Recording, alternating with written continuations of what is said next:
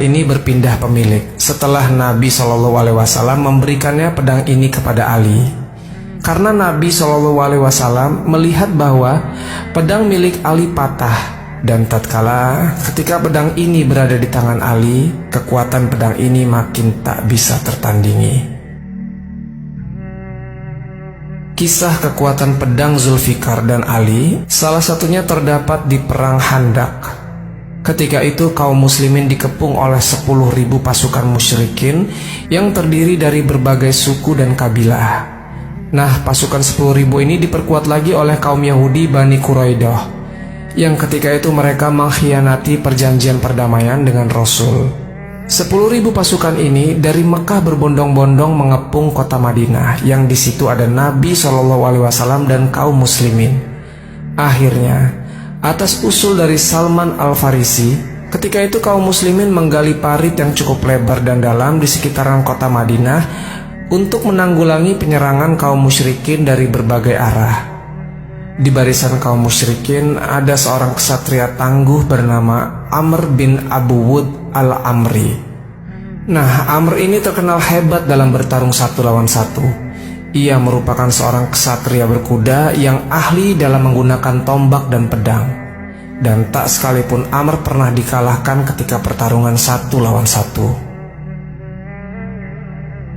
Maka Amr ketika itu maju melesat dengan kudanya, dan dengan sombongnya ia berteriak kepada kaum muslimin, "Hai, apakah tak ada seorang pun yang berani keluar untuk bertanding?"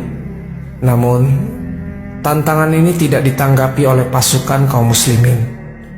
Kaum muslim banyak yang mengenal siapa Amr bin Abu Wud ini. Ketika mengetahui bahwa tak ada yang menanggapi tantangan Amr ini, Sayyidina Ali pun tak tahan lagi menahan rasa kesalnya. Ia meminta izin kepada Rasul, "Ya Rasulullah, biarlah saya yang menghadapi dia."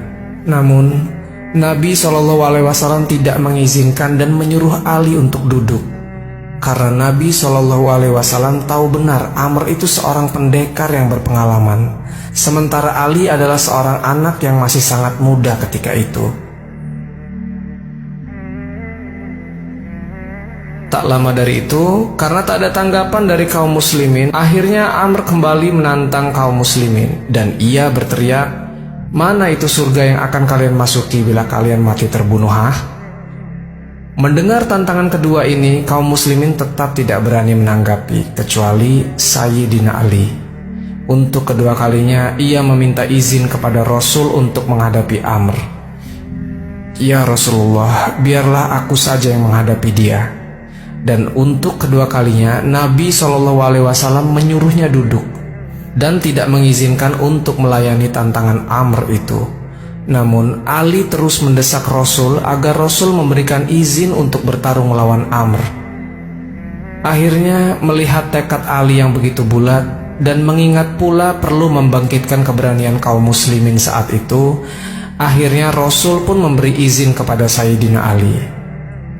Setelah mendapatkan izin dari Rasul, Sayyidina Ali langsung meloncat ke depan dengan menggunakan baju besi dan membawa pedang Zulfikar.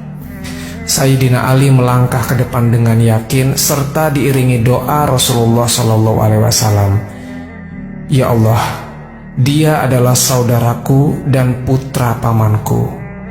Janganlah kau biarkan aku seorang diri tanpa dia. Sesungguhnya engkau tempat aku berserah diri sebaik-baiknya." Akhirnya ketika Sayyidina Ali dan Amr sudah berhadap-hadapan, ketika itu seluruh mata tertuju kepada kedua orang yang akan duel satu lawan satu ini. Amr seorang yang cukup usia dan memiliki pengalaman tempur yang banyak, dan dia akan menghadapi seorang anak muda yang bernama Ali. Pastilah Amr memasang muka sombongnya ketika itu. Lantas ketika keduanya mulai beradu pedang, dan Amr ketika itu kaget, ternyata Ali ini seorang yang lincah dan kuat. Tebasan demi tebasan yang dilayangkan Amr tak satu pun mengenai Ali, dan ketika Ali membalas dengan mengayunkan pedang Zulfikar kuat-kuat yang saat itu menyambar bahu kanan Amr sampai terbelah dua. Pendekar kebanggaan Quraisy itu jatuh dari atas kuda dan menggelepar di tanah, mandi darah dan debu. Akhirnya pertarungan satu lawan